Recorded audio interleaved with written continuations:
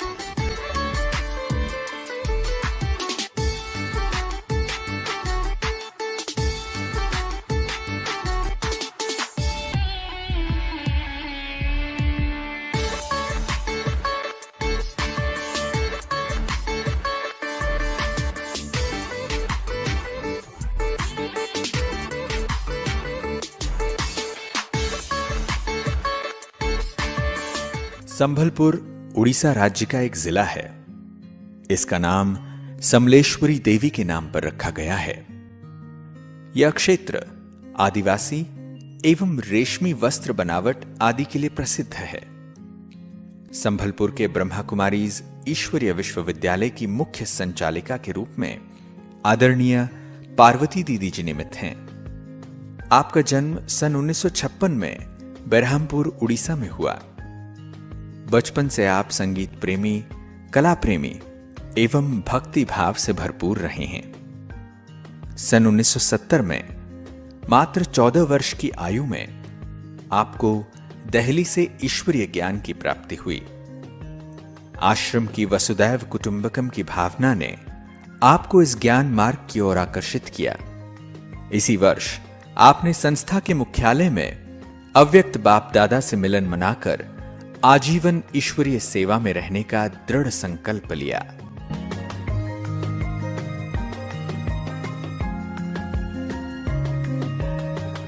सन 1973 से कटक, भुवनेश्वर, बेरहामपुर, बारीपदा, पुरी, कोलकाता आदि स्थानों पर सेवा देते हुए सन 1981 से संबलपुर में स्थायी रूप से अपनी सेवाएं दे रहे हैं।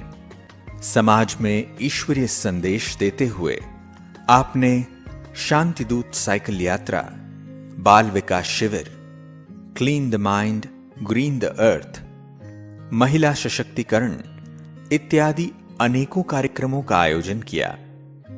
आप संदेशी दादी, निर्मल शांता दादी एवं सभी वरिष्ठ दादियों की सदा ही आज्ञाकारी बनकर रहीं।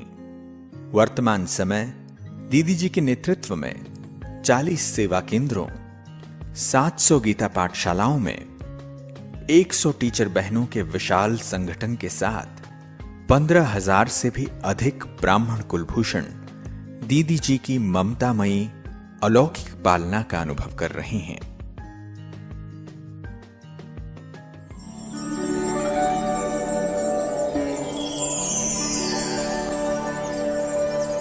बचपन से ही हमने देखा परिवार के अंदर लौकिक में माता पिता से लेकर के सारे सदस्य बहुत भक्तिपूर्ण भाव और धार्मिक भावना वाले थे। और छोटेपन में गुरु भी किए हुए थे। परिवार में गुरु को इतना श्रद्धा से मानते थे। घर में हर सप्ताह में सत्संग होता था, काफ़ी लोग आते थे, तो हम भी उस सत्संग में बैठते थे।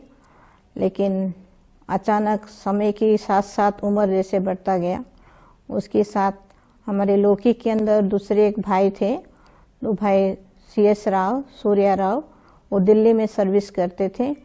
तो उन्होंने वहाँ पर एक बहुत बड़ा म्यूज़ियम में जा कर के देखा। म्यूज़ियम में बहुत अच्छा वहाँ पर ज्ञान की समझाने दिया जाता था। तो उनको बहुत अच्छा लगने के कारण तो राव भाई ने खबर दिया कि आप लोग गर्मी की छुट्टी में माता के साथ भाइयों को लेकर के हमारे साथ पास आना। तो हम लोग दिल्ली गए थे। दिल्ली में 1970 में वहाँ पर जैसे पहुँचे, भाई की बुलावा के अनुसार ही गए थे, लेकिन गुरु की दीक्षा इतना निष्ठा से हम लोग कुछ मंत्र पढ़ करके कुछ इष्टबुद्धि बोलते हैं, कुछ दक्षिणा पैसा भी डालते थे, वो ट्रेन में जाने पर भी करते थे।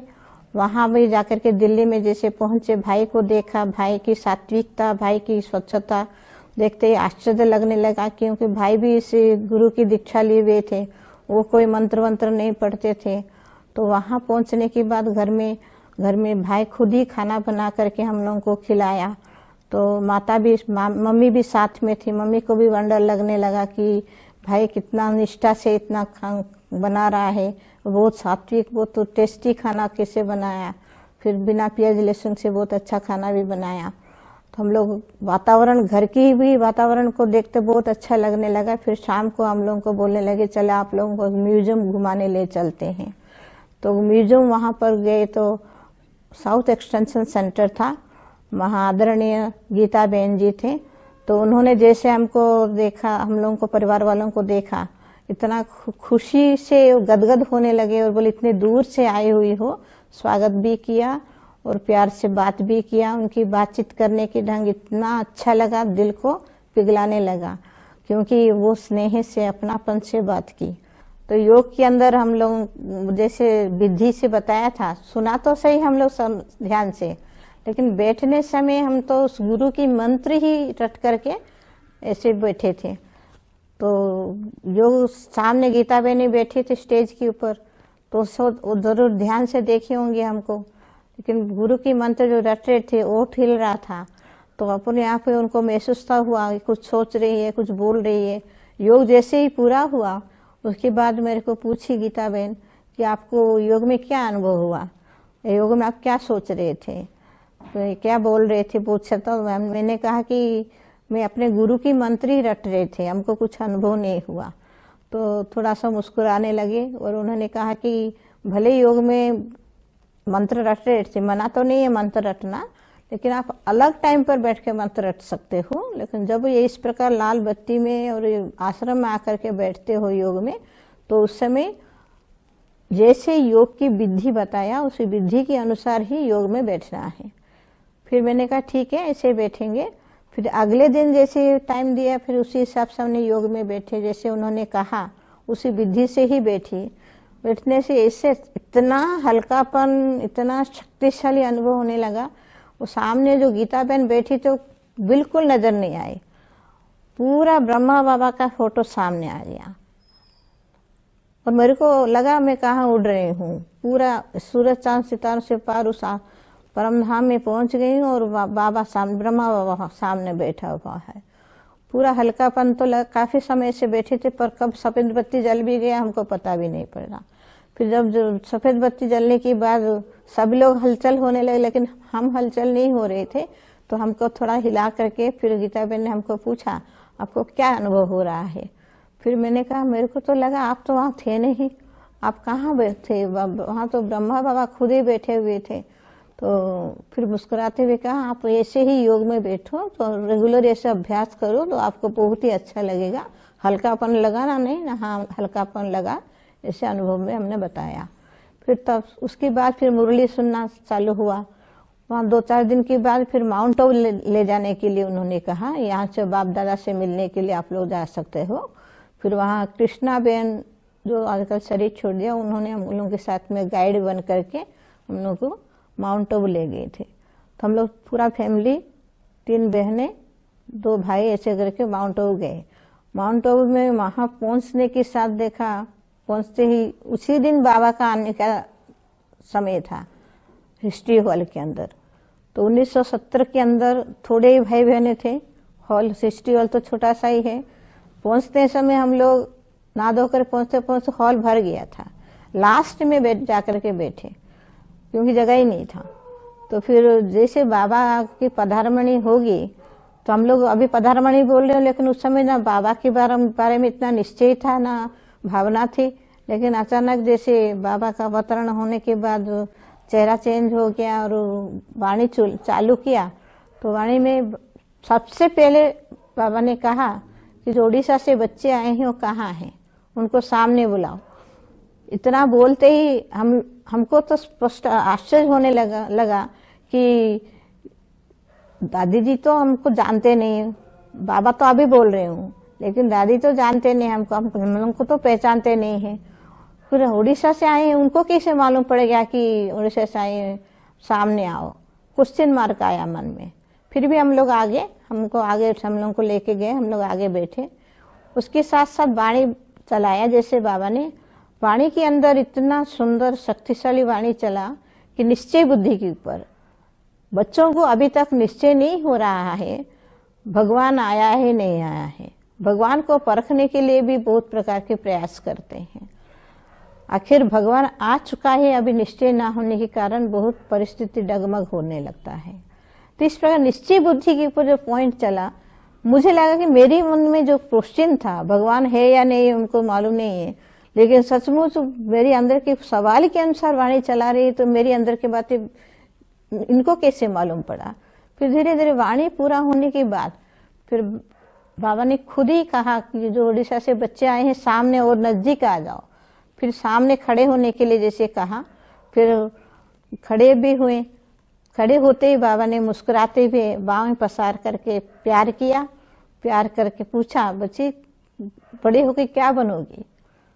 फिर उस समय तो ना पहचान थी बाबा बोल करके, भगवान बोल करके, फिर भी लगा कि खुशी के मारे, प्यार के मारे, स्नेह से आंसू भी आ गया आंखों से और रोम खड़ा हो गया पूरा, और तुरंत मुख से निकल गया कि मैं आपकी सेवा में होंगी। तो बाप दादा ने मुझे कहा कि विश्व सेवा करोगी ना। फिर मैं तो हाँ बोले, लेकिन उस दिन में बाबा ने कहा कि बच्ची आपके द्वारा बहुत कुछ सेवा होने वाली है, आपका चरित्र, आपका जीवन बहुत श्रेष्ठ से श्रेष्ठ बनने वाली है और आगे बढ़ते रहो। इतना जो वरदान दिया, मेरे को उस समय वरदान बोल करके मालूम नहीं पड़ रहा था, लेकिन सोचा कि श्रेष्ठ से श्रेष्ठ जीवन कैसे बनेगा। और उसके साथ साथ वो संकल्प लेकर के जैसे मैं फिर उड़ीसा पहुंची परिवार के साथ। फिर मुरली तो दिल्ली से भैया भेजते थे, पढ़ते थे हम लोग, लेकिन सबसे बड़ी पॉइंट है, घर के अंदर बाकी सदस्य कोई भी इस ज्ञान को नहीं मानते थे। हम लोग का लंबा बड़ा परिवार है, 6 भाई 6 बहनें हैं, तो 6 भाई में से और 2-3 भाई जो भी हैं उस कोई भी ज्ञान को नहीं मानते थे। बड़ा भाई जो थे वो राव भाई, वो ही ज्ञान में चलने के कारण, उनकी कारण ही चलते थे, लेकिन बाकी जो नहीं चलते थे वो मुरली पढ़ने भी नहीं देते थे, बहुत विघ्न डालते थे। तो मुरली कहीं फाड़ भी देते थे और छुपा भी देते थे। खाना पीना भी, मम्मी भले खाना बनाने के लिए जाती थी तो घर के अंदर भाभी रहती थी, तो भाभी भी खाने में कुछ प्याज लहसुन भी मिक्स कर देती थी, बहुत प्रकार के अड़चन डालते थे। वो विघ्नों को भी हम लोग स्ट्रिक्टली साइड करके, सामना करके, फिर उसके साथ साथ बाबा के नियम के अनुसार ही हम लोग चलते थे। नियम प्रमाण चलने के लिए हमको बहुत ही अच्छा लगता था छोटेपन से। लेकिन भैया एक बार एकदम जिद्दी पकड़ने लगा कि अगर इस प्रकार तुम लोग इसे संस्था के अंदर चलते रहेंगे, नियम धारणाओं में रहेंगे, तो घर में नहीं रह सकते हो, घर से बाहर निकलो। तो भैया बोलने के साथ साथ भाभी को भी सपोर्ट मिल गया। तो एक दिन ऐसा समय आया तो उन्होंने जिद्दी से बोले कि आप लोग मुरली पढ़ रहे हो, लाल बत्ती जला करके योग लगा रहे हो, माना यहाँ से नहीं रह सकते हो, यहाँ से हटो। फिर हम लोग जबरदस्ती किनारा हमने ठेल करके ही गेट से बाहर निकाल दिया। तुम 3 बहनें और मम्मी, चारों जने गेट के बाहर बैठे रहे। मम्मी को थोड़ा दुख तो लगा, रो भी रहे थे, उनकी रोना देख करके हम लोगों को भी थोड़ा थोड़ा दुख लगा। फिर भी हम लोग हिम्मत रखे, कुछ भी हो जाए हम लोग घर के अंदर नहीं जाएंगे, घर भले छोड़ेंगे, लेकिन बाबा के नियमों को हम भंग नहीं करेंगे, हम लोग धारणा पर चलेंगे। ये निश्चय करके सारी रात वहीं बैठे रहे। और एक भाई था, वो हाउस सर्जन था, रात की ड्यूटी थी, नाइट ड्यूटी, हॉस्पिटल में थे। तो रात सुबह जैसे वो घर में आकर के पहुंचे देखे तो रात सारा लोग बाहर क्यों बैठे हुए हैं, क्या बात है। उनको भी अच्छा नहीं लगता है ज्ञान, फिर भी ये जो सीन देखा उनको अच्छा नहीं लगा। और आकर के भाभी को दरवाजा खटखटा करके फिर भाभी को भी बहुत डांटा, भैया को भी बहुत डांटा। फिर उस प्रकार उनको भी तो थोड़ा सा समझाया। उसके बाद तो उनको भी रियलाइज हुआ कि ऐसा करना ठीक नहीं है। मैंने इस प्रकार कुछ विघ्न भी घर में बहुत आया। विघ्नों को क्रॉस करने के साथ साथ मन के अंदर एक दृढ़ निश्चय था, हर हालत में बाबा के हाथ और साथ पकड़ करके आगे बढ़ना है, नियमों को हमको तोड़ना नहीं है। एक बल, एक भरोसा, एक विश्वास था। उसके साथ 2 साल के बाद जैसे कटक में आश्रम खुलता गया, खुलना के लिए, उद्घाटन के लिए अपनी आदरणीय निर्मल शांता दीदी की तरफ से ऑफर आया। अपना राव भाई ने ही निमित्त बन करके उड़ीसा के अंदर सेंटर खुलने के लिए निमित्त बना। तो उस समय कटक के लिए कमलेश बहन और सत्यावती बहन, रानी बहन, ऐसे करके 3-4 बहनें भी आए हुए थे। उन दिनों में हम लोग छोटे छोटे भले थे, लेकिन फिर भी उड़ीसा के अंदर हम भी लोग ज्ञान में चलने के कारण भाई हम लोग को लेके गए थे। उद्घाटन भी हुआ, बहुत अच्छा प्रोग्राम भी हुआ, लेकिन हम लोग का एग्जाम पूरा नहीं हुआ था। मैं फिर वापस आ गई। फिर उसके बाद सुशीला बहन वहाँ पर रह गए और मैं थोड़े दिन के बाद 3-4 मास के 6 मास के बाद फिर वापस चले गए कटक में। तो शुरू में कटक में वहाँ पर सेवा उड़िया भाषा में समझाना आदि करने का सेवा का चांस मिला। मीठी आदरणीय कमलेश दीदी की तरफ से भी काफ़ी हमको सहयोग मिला, उनकी पालना भी मिली। कई सेंटरों में उनकी कनेक्शन की सेंटर की तरफ से हमको सेवा करने का चांस मिला, जैसे कि ढेंकानाल है या भुवनेश्वर है या अनुगुल है, आदि बरीपदा है, वालेश्वर है, पुरी है, बरमपुर है। आज सेंटरों में सेवा करते हुए फिर जैसे कुछ दिन के बाद बरमपुर में सेवा जैसे कर रहे थे, तो वहाँ से ही हमको मैसेज आया निर्मल शांता दीदी की तरफ से कि आपको संबलपुर जाना है। तो 81 मसीहा के अंदर, सन 1981 में ही अचानक दीदी ने यहाँ पर रक्षाबंधन पालन करने के लिए भेजा था संबलपुर में। तो आपको 15 दिन के लिए नहीं, सिर्फ रक्षाबंधन पालन करके ही आना है और कुछ नहीं, 2-3 दिन के लिए जाना है। तो बरमपुर चार्ज में थे, बरमपुर से ही वहाँ से फिर आकर के फिर रक्षाबंधन के लिए दीदी की बात को हमको काटना नहीं है, क्योंकि हमारा नेचर था, हम बड़ों की बात को हर हालत में नहीं काटते थे। कुछ भी बोलते थे, हाँ जी का पार्ट प्ले करते थे, क्योंकि बाबा ने उन्हें निमित्त बनाया, बाबा ही उनके द्वारा ऑर्डर कर रहा है, ये सोच करके उनकी बातों को मानते थे दिल से। फिर उनकी बात मान करके जैसे ही संबलपुर आ गए, संबलपुर में भी सेंटर का सर्टिफिकेट नहीं था, छोटा सा मकान था। उस समय वहाँ पर भाई बहनें बहुत खुशी से मना आकर के क्लास भी करते थे। 8-10 भाई बहनें थे, छोटा सा किराया का मकान था। फिर वहाँ पर मैंने सोचा 2 दिन तो रहना है, 2 दिन जैसे गुजारा करके फिर वापस तो बरमपुर चले जाएंगे। बरमपुर में बड़ा मकान था, अच्छी क्लास, हरा भरा था। लेकिन 2 दिन पूरा होने के बाद, फिर रक्षाबंधन पूरा होने के बाद जैसे दीदी को फोन करने के बाद दीदी ने कहा नहीं 15 दिन के बाद और कुछ दिन रहने के बाद जन्माष्टमी मना करके आना। ऐसे करते करते दीदी ने हमको टहलते टहलते पूरा आज कितना 35 साल हो गया।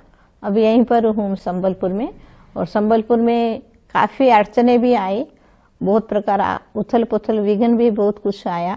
विघ्न तो शब्दों में नहीं कहा जा सकता है, तो इस प्रकार के विघ्न आया जो भाषा के लिए भी प्रॉब्लम होता था। संबलपुरी भाषा थोड़ा समझ में नहीं आता था इतना, फिर भी बाबा की याद में जैसे दूसरों की बातें सुनते थे तो भाव को समझ जाते थे, और विघ्नों को भी सहन करने की बाबा अनेक प्रकार की शक्तियां देते थे।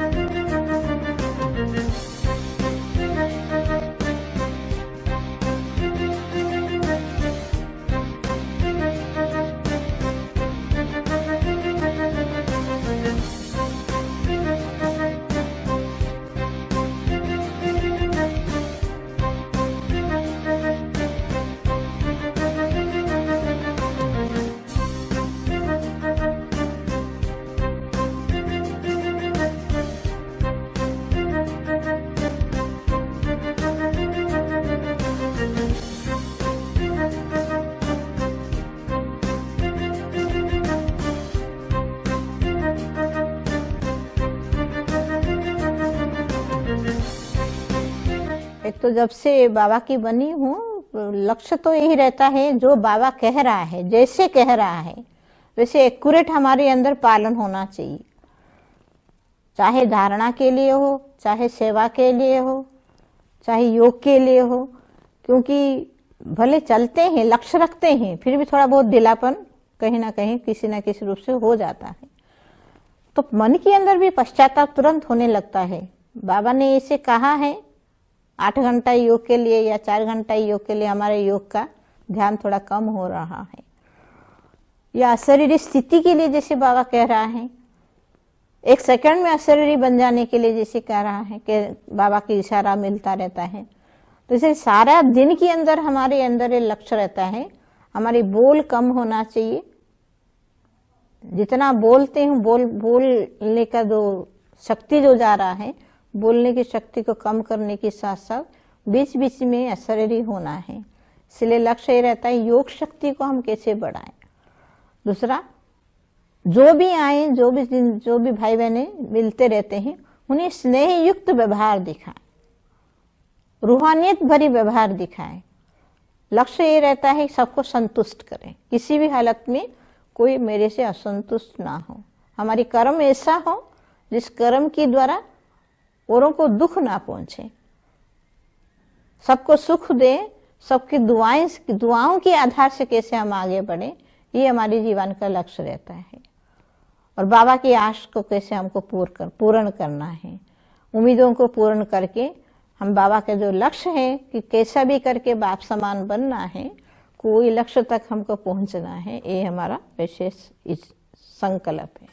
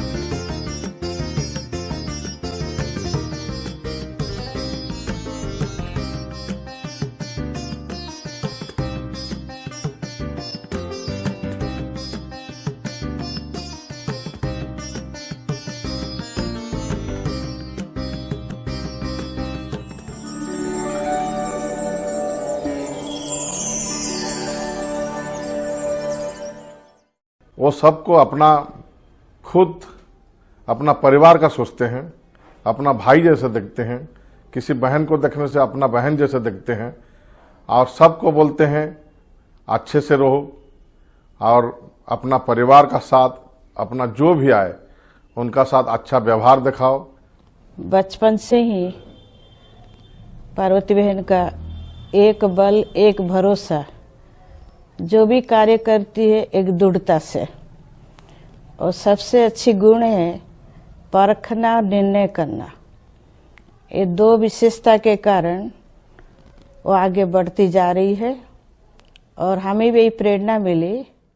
तो इस सोशल लाइफ रहने से हम दीदी का साथ हमारा मुलाकात हो गया। बिहेवियर मैं बोलता हूँ ना आपको, ऐसा बिहेवियर कम मिलेंगे। मैं तो बोलता हूँ, दम से बोलता हूँ। इसलिए बोलता हूँ कि मेरा पहचान बहुत डिफरेंट टाइप का आदमी का साथ है। जर्नलिस्ट था, चोर का साथ भी दोस्ती है और साधु का भी साथ दोस्ती है। अब आपको जो मीडिया में रहता है, आप किसी को पूछना चाहिए। हमारा कोई ऐसा सेक्शन नहीं है कि इनका साथ ही हम मिलेंगे। हम सभी सेक्शन को मिलते हैं। सभी सेक्शन से मिलने से मैं देखता हूँ ये पार्वती बहन लेकिन बहन बहुत कम मिलेंगे।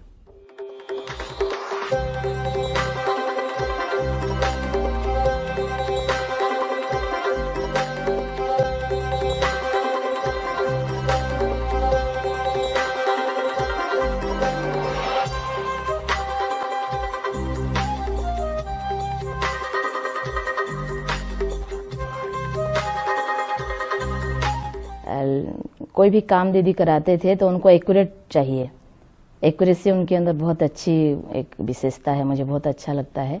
और मुझे एक्यूरेट बनाने में ही उनकी मुझे प्रेरणा मिली। दीदी कोई भी काम करती थी, थोड़ा भी अगर गलती हो जाता था तो उसमें दीदी ऐसे प्यार से, प्रेम से बार बार ध्यान खींचवा के एक्यूरेट करा देते थे। मैं उनसे जो देखता हूँ कि उसका सहन शक्ति बहुत है। जीवन में बहुत कुछ परीक्षा आया है, लेकिन वो बहुत आसानी से उस परीक्षाओं को पास कर लिया है और हमको भी आगे बढ़ाने के लिए बहुत प्रेरणा दी है। दीदी के लिए 2 पंक्तियां कहना चाहेंगे। दीदी, आपका मिला जो रूहानी प्यार, भाने लगा हमें ये ईश्वरीय परिवार। आपसे सुनकर ज्ञान की झंकार, आपसे सुनकर ज्ञान की झंकार, उलझन में भी हमें राह मिलती रही बार बार, उलझन में भी हमें राह मिलती रही बार बार।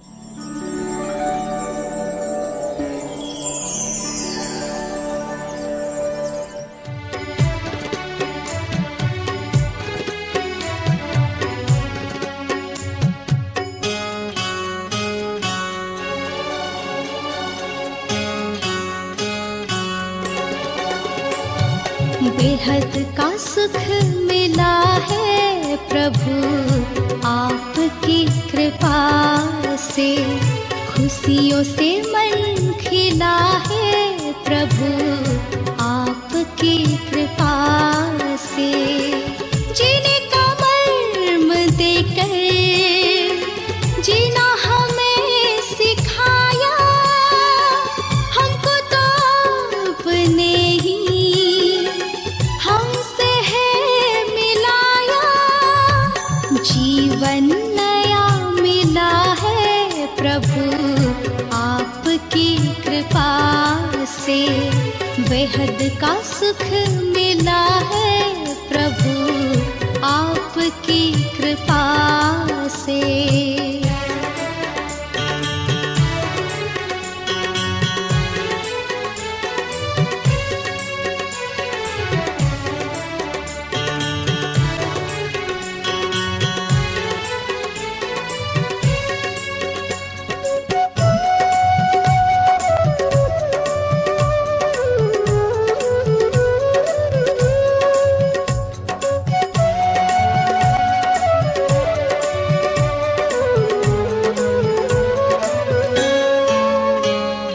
युग युग से ढूंढते थे मिल जाओ सच्चे साथी, पर नयनों के दिए में ना तेल था ना बाती।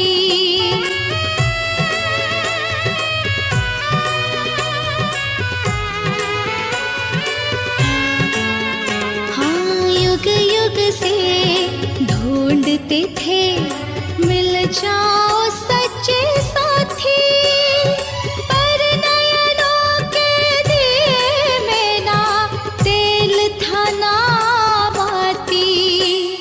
दिया ज्ञान का जला है प्रभु आपकी कृपा से, बेहद का सुख मिला है प्रभु आपकी कृपा